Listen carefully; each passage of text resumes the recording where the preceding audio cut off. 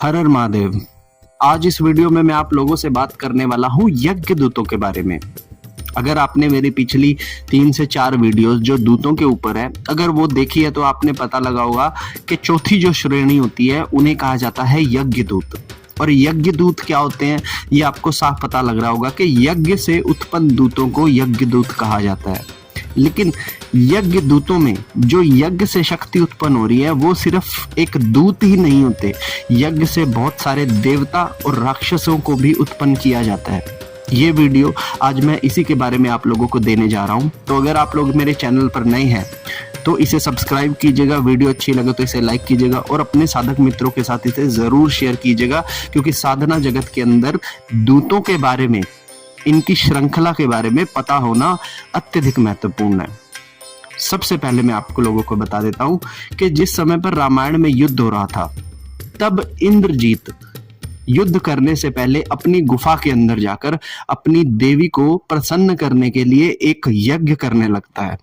और इस चीज का पता विभीषण को था और विभीषण ने तभी कहा कि अगर इंद्रजीत ने वो यज्ञ हासिल कर लिया तो प्रभु श्री राम जी के लिए और लक्ष्मण के लिए इंद्रजीत को जीतना बहुत मुश्किल हो जाएगा। ऐसा करने पर जो हनुमान जी थे वो लक्ष्मण को बिठाकर उस गुफा के अंदर जाते हैं जहां पर वो यज्ञ किया जा रहा था। तो आप एक आइडिया लगा सकते हैं कि यज्ञ से उत्पन्न शक्ति नारायण को भी टक्कर दे सकती है। आप एक आइडिया लगा सकते हैं कि यज्ञ से उत्पन्न शक्ति बहुत बड़े बड़े कामों को कर सकती है, और यज्ञ से जो दूत उत्पन्न होते हैं आप उसकी शक्ति का अंदाजा लगा सकते हैं।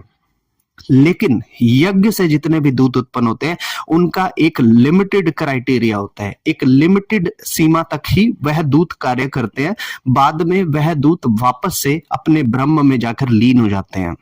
हमारे विष्णु पुराण को देख लीजिए, शिव पुराण को देख लीजिए, कई सारे हमारे पुराणों के अंदर जब भी ऋषियों ने, संतों ने यज्ञ के द्वारा किसी शक्ति को उत्पन्न किया है तो वो शक्ति को अगर विराजित होने के लिए कहा गया है तभी वो शक्ति विराजित हुई है, नहीं तो वह शक्ति अपना काम करने के बाद वापस से अपने ब्रह्म में, अपनी मेन शक्ति के अंदर लीन हो जाती है।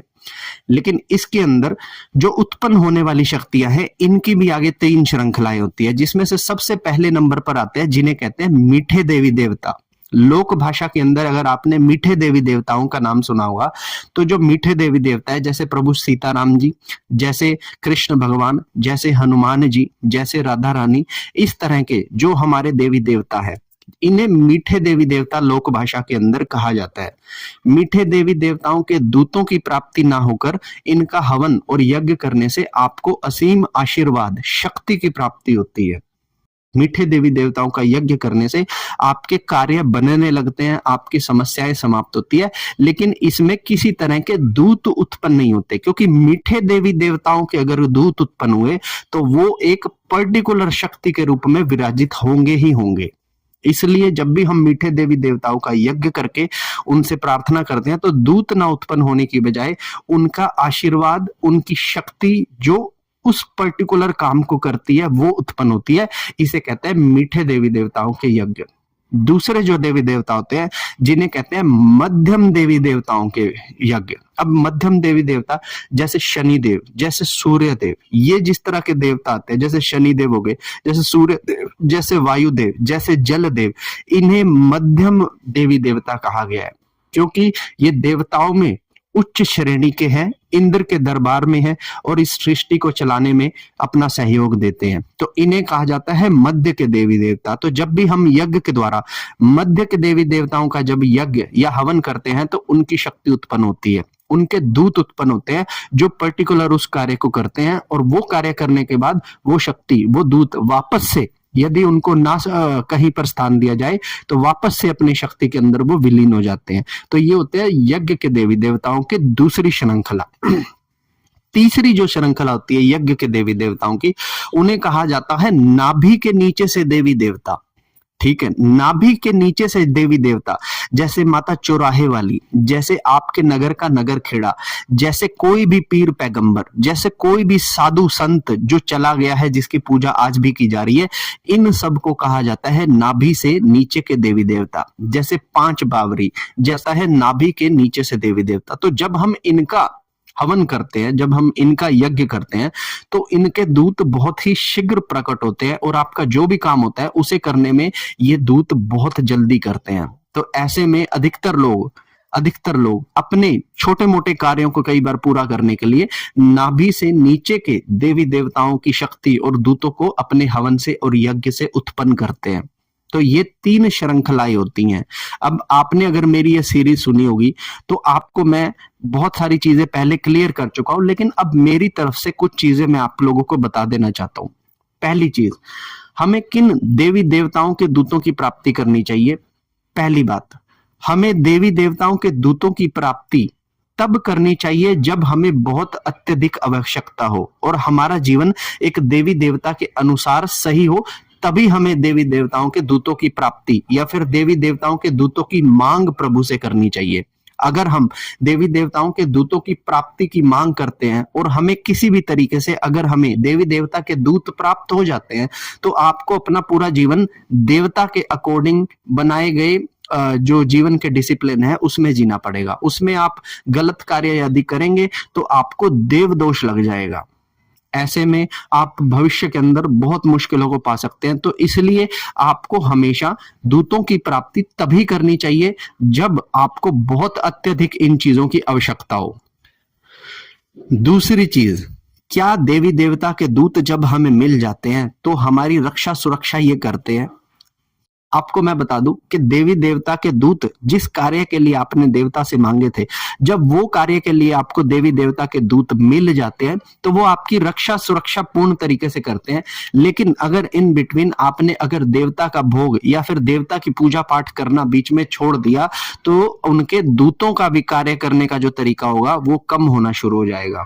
अब आप देखेंगे कि आपका ईश्वर के साथ अगर संपर्क अच्छा है तो ही आपका दूत काम कर रहे हैं, लेकिन अगर आप दूतों के साथ अपना संपर्क बनाएंगे तो वो उस तरीके से आपके काम नहीं करेंगे। तो कभी भी अगर आप देवी देवताओं से उनके दूतों की प्राप्ति करते हो तो देवी देवताओं के साथ आपका प्रेम और आपका जो भी नित्य पूजा कर्म है वो निरंतर चलता रहना चाहिए। अगर उसमें किसी भी तरह की कोई कमी आती है तो आपके दूत भी आपके लिए काम करना कम कर देते हैं। तीसरी चीज, क्या ऐसा हो सकता है कि हमें देवी देवता के दूतों की शीघ्र प्राप्ति हो जाए? अगर आपको किसी भी देवी देवता के दूतों की शीघ्र प्राप्ति चाहिए तो सबसे पहले आपको अपने मन में क्लियरिटी लानी होगी कि आपको देवी देवताओं के दूतों की आवश्यकता क्या है।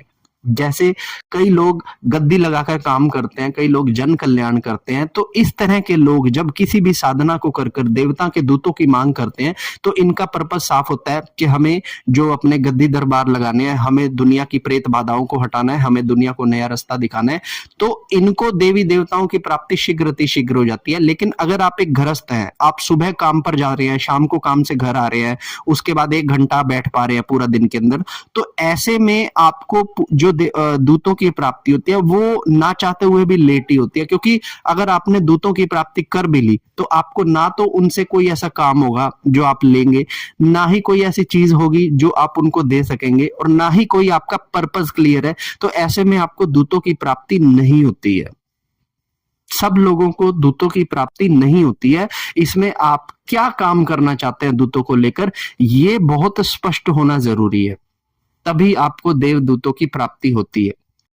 और एक अंतिम चीज, बहुत सारे ऐसे नए पाठ हैं, बहुत सारे ऐसे नए स्रोत हैं जिसके अंदर हम अपने तंत्र को समाप्त करने के लिए ऐसी वाणी का इस्तेमाल करते हैं, ऐसे स्रोत पढ़ देते हैं कि 100 दूत उड़कर जाएं, उसके घर पे पहला लगाएं, 100 दूत जाकर उसके सर फोड़ दें। इस तरह की वाणी क्या उचित है? मैं आपको एक चीज बता देता हूं, जिस भी स्रोत के अंदर, जिस भी पाठ के अंदर अगर आप ऐसी वाणी देखते हो जहां पर दूतों को एज ए बॉडीगार्ड इस्तेमाल किया जा रहा है, जहां पर दूतों को शक्ति के रूप में जैसे गुंडे आपने पाल लिए हो, इस तरह से अगर दूतों के ऊपर कोई भी काम किया जा रहा है तो आप अपनी बहुत सारी ऊर्जा का क्षय कर रहे हैं। और अगर आपके द्वारा कोई गलत काम हो जा रहा है तो उसका देव दोष के साथ कर्म दोष भी आपके ऊपर ऐड कर दिया जा रहा है। आप चाहे कितने मर्जी मुसीबत में हो, इसलिए हमेशा कितने भी आप मुसीबत में हो जाए, देवता से हमेशा अपनी भलाई की ही हमेशा कामना करें, प्रार्थना करें। अपने शब्दों से किसी को तोड़ना मरोड़ने जैसी चीजों का उपयोग कभी भी आप ना करें। क्योंकि आपके द्वारा बोले गए शब्द देवदूत सच में कर देंगे। और अगर ये सही नहीं हुआ तो आपको देव दोष तो लग ही जाएगा, आपका कर्म दोष भी उसमें ऐड हो जाएगा और भविष्य के अंदर आपकी स्पिरिचुअलिटी में कभी ग्रोथ नहीं आएगी। इसलिए कभी भी देवता के दूतों से मजाक में भी, बुरे का बुरा करने के लिए भी हमें नहीं कहना चाहिए। आप केवल प्रार्थना कर सकते हैं कि प्रभु हमारे ऊपर ये मुसीबत है, हमारे ऊपर ये तंत्र है, हमारा सामने वाला तांत्रिक बुरा कर रहा है, तू सिर्फ हमारी रक्षा कर। और हर देवी देवता तंत्र से या फिर किसी भी प्रेत से आपकी रक्षा करने में सक्षम है, ये आपको समझना पड़ेगा। तो ये जानकारी जो मैंने यज्ञ दूतों पे और ये पूरी सीरीज जो अब मैंने आपको दूतों पे और उनकी हर श्रृंखला के हर प्रकार पे हर कार्य के ऊपर मैंने दी है, ये आपको कैसी लगी मुझे कमेंट कर कर बताइएगा। वीडियो अच्छी लगी तो इसे लाइक कीजिएगा, अपने साधक मित्रों के साथ इसे शेयर कीजिएगा और चैनल पर पहली बार आए हैं तो इसे सब्सक्राइब कीजिएगा। तब तक के लिए हर हर महादेव।